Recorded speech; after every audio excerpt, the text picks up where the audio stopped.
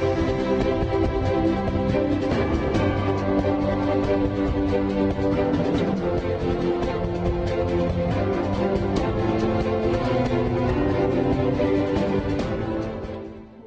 our first story, there was disagreement in Parliament on Thursday over the minerals and mining bill. The two sides of the House were divided on the fines and prison terms for illegal miners, especially foreigners. This stalled consideration of the Minerals and Mining Amendment Bill. Chairman of the Mines and Energy Committee, Alhaji Ahmadu Sorogo, attempted to justify the amendments of the prison term, but Minority Leader Oseiche Mensah-Bonsu and his colleague Dr. Akoto Osei disagreed.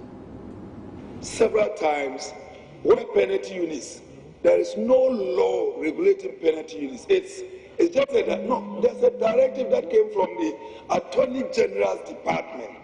Please, you hold on and listen. We debated on this a lot. The law only came up to 5 years, 5,000 penalty units. After that, anything above that was not corresponding to the term of imprisonment. Mr. Speaker, this issue came up, we debated it on a number of, especially with regards to the bills that came up through the Finance Committee, the Income Tax Amendment Bill, the Excise Duty Amendment Bill, the Customs Amendment Bill. This ran through where the penalty units we were explained. We were trying to find out why. Is it that the penalty units, 2 years is equal to, but when it goes to 5, 6, it is not times 3 or 4. And they said, no. It is not corresponding. It's not like immediately you get to 5 years. Then up once after that, all others were not going to correspond to the lower ones. And that it was at the discretion of the Attorney General's Department. Speaker, the issue when we came to dealing with the penalty units was that we got to a threshold and stopped and said that further above that threshold, you have to look at the relativities. But for him to say that the relativities don't matter, that when you cross the threshold, then it becomes discretionary. Mr. Speaker, that was not the underpinning. It's totally wrong. There's also another issue that I think the minority leader raised, which is whether or not this 17,000 penalty units that was before corresponding to 10 years. And now when you make the amendment, you go to 20,000 penalty units and you are down to 5 years, was consistent or not. That's also another issue that I think they were debating. So as they look at it, can you also help us in that regard so that we can complete it? All chairmen of subcommittees should take note that when directives are given, they are meant to be carried out so that we don't face this kind of situation in the future. As it is, it doesn't appear as if we can make any progress in this regard. So, Chairman of the committee will once again direct that you ensure that this advice is given by the draft persons so that we can make some progress as far as this particular clause of the amendment bill is concerned.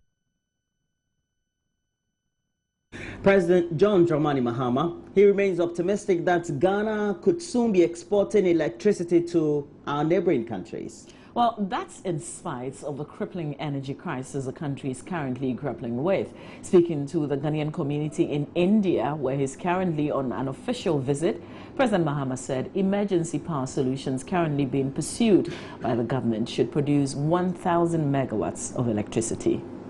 Akosombo is a 1,020 megawatt, power plant. Today, if you put our thermal resources together, that is electricity produced by thermal sources, they exceed 1,000 megawatts. We put in more thermal than Akosombo, and yet the country is consuming that power and demanding more. Electricity demand in Ghana is growing at between 10 to 12% per year. And so it means that as I sit now, or as president now, I should be planning over the next 10 years what generation has to be put in order that in 10 years we don't have a shortage of power again. Currently what we're doing is we have signed MOUs for 1,000 megawatts of power. We call it emergency power. That is power that is fast-tracked and put in place in months rather than years. And so over the next several months, we're expecting that we should be able to put in 1,000 megawatts. That's a whole Akosombo. I told you Akosombo is 1,020. So it means in the next several months, we must put in one Akosombo to be able to bring demand and supply, at par. If we're able to put in the emergency plant, what it will do is it will take away the gap. And then it means that we'll be able to supply as much power as is being demanded with a small redundancy. But then over the next 5 years, we've signed MOUs for 3,600 megawatts between 2015 and 2020. And definitely if we put in 3,600 megawatts between now and 2020, we will be producing far more than Ghana can consume. And so we're hoping that the West African Power Pool will come into operation as soon as possible so that we can put that excess power into the power pool, and then it can be sold to our neighboring countries and also earn us, some foreign exchange. We've extended electricity. Ghana currently, apart from South Africa, is the next highest in access to electricity. We have electricity access of 76%. And if you compare that to the average in our sub-region, the average in our sub-region is below 50%. And so more people have access to power in Ghana than in any other country in West Africa or in Africa, except for South Africa. And so once we fix the generation side, then it means that more of our people can get access to electricity. Water. And President Mahama also told the Ghanaian community in India that access to potable water has also improved remarkably in the country. Managed to raise access to water to above 70%. And so almost 74% of our people have access to clean drinking water. And this, in the year 2008, this figure was just slightly above 50%. And so you can see the quantum rise. The yellow gallons that used to be called, I didn't say it, what were they called? have increasingly disappeared. And the last time I was, looking on WhatsApp, and some people had sent a picture, and one of the yellow jerrycans had been turned into a loudspeaker. So I said, oh, people are finding other uses for these yellow jerrycans other than using them to fetch water.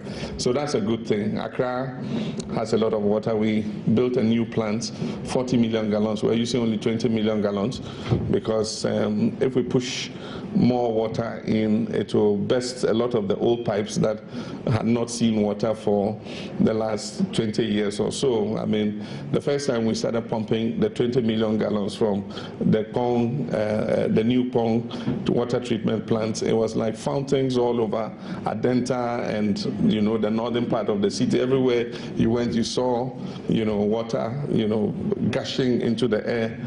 And so even though it's a 40 million gallon plant, we are operating it at 20 million gallons in order that the distribution lines can be repaired, because some of those lines had never seen water. And there were new communities that had been built at a time when the water stopped flowing.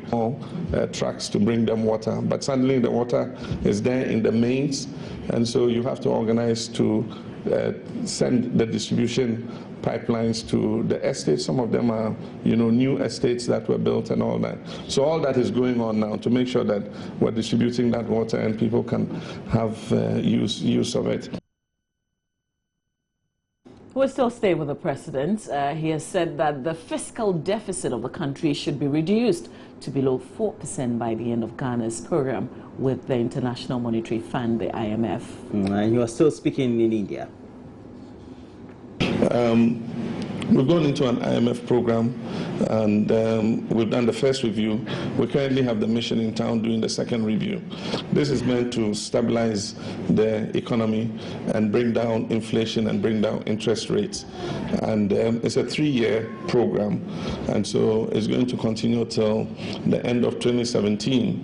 And it's our expectation that by the end of 2017, we should have the fiscal deficit down to below 4%. 4%, and then likewise bring inflation down to single digits, and also bring interest rates down to create an enabling environment for businesses to be able to thrive. And so far that has been going quite well.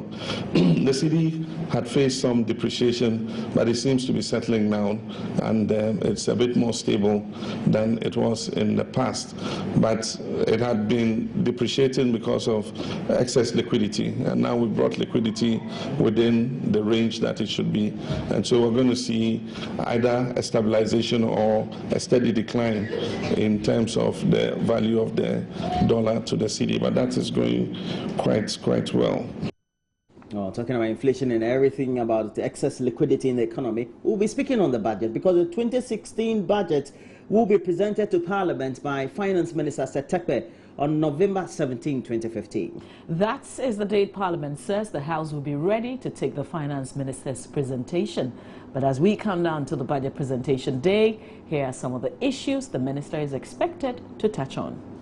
One of the areas many will be looking forward to when the Minister makes his presentation to Parliament is government spending plan for next year. That is, whether we're going to see an expenditure increase to take care of election-related issues, or there would be some significant cuts in line with the IMF program aimed at fast-tracking measures already implemented to reduce the country's rising public debt. As of July this year, the public debt stood at 83 billion Ghana cedis. This will be interesting for many because any sharp increase in the expenditure envelope might give an indication of possible overruns again by the end of the year.